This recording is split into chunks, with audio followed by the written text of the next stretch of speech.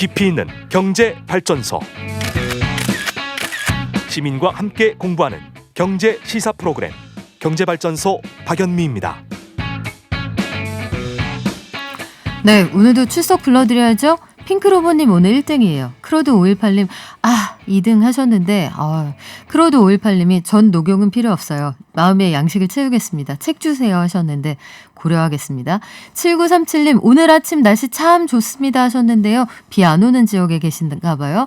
0902님 될지어다. 들으면 부자 된다는 경제발전소에서 1등 문자가 될지어다. 오늘은 4등이시네요. 양희아배님 반갑고요. 영암군수님 6902님, K꽃님님, 희망정님 반갑습니다. 교통통신원도 보내주셨네요. 이경님 반갑습니다. 성북동 가온님 예전부터 듣고 있는데 출첵에 욕심이 생겨 기웃합니다. 안녕하세요. 네, 좋은 하루 보내십시오. 그 사이에 손님 오셨습니다. 오늘 이정호 전 미디어오늘 편집국장님 오셨네요. 안녕하세요. 네. 네, 우리 오늘 어떤 거 따져볼까요? 오늘은 지금 3차 파업 들어가 있는 건강보험공단의 콜센터 상담원들 이야기를 좀 들어보죠. 건강보험센터 콜센터 상담원 파업이 제 기억으로는 지난 2월하고 6월에도 있었거든요. 예. 세 번째 파업인데 어떤 이유 때문에 이렇게 강경하게 진행이 되고 있는 건가요? 일단 뭐 이게 역사가 오래돼 있습니다. 2000년 7월 1일 날 우리가 그전에는 90년대는 전국에 한 200개 정도의 기초지방자치단체별로 뭐 예를 들면 노원구 지역 의료보험조합 이렇게 돼 있었습니다. 이게 김대중 정부 때 이제 다 통합해가지고 그리고 직장 의료보험하고 다 통합해가지고 7월 1일 날 2000년 7월 1일 날 국민건강보험공단 현재 이름이죠. 그렇게 해가지고 의료보험이 다 통합됩니다.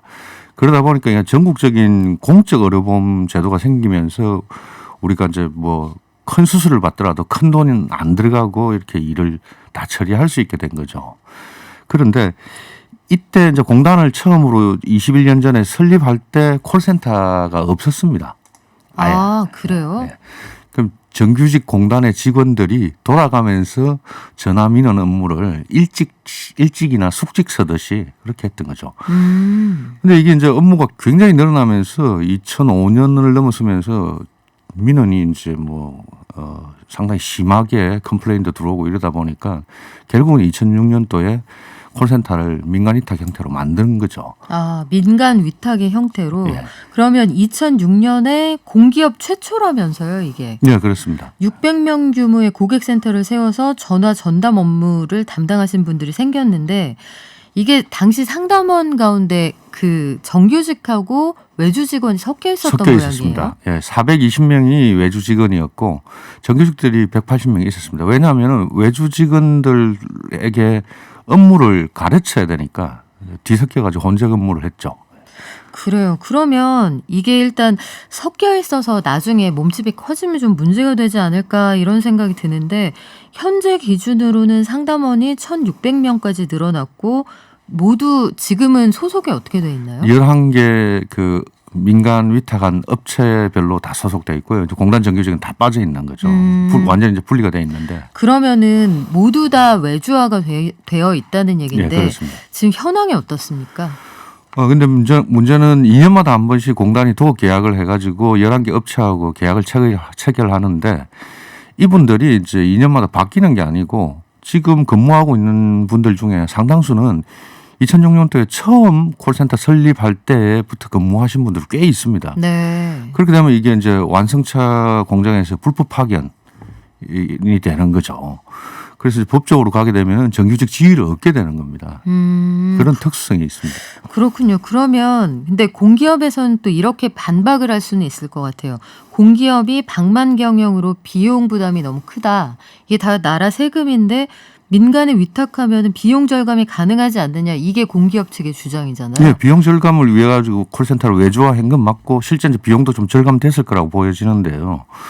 근데 이게 문제는 이 업무 자체가 핵심 업무이지 않을까라는 거죠. 왜냐하면은 전화로 민원 상담을 하는 사람들은 절절한 사람들이거든요. 왜 건강보험료가 이렇게 많이 올라가냐 이런 건데 이걸 해독해 줘야 되는데 그리고 민감한 개인정보도 다루는 분들입니다.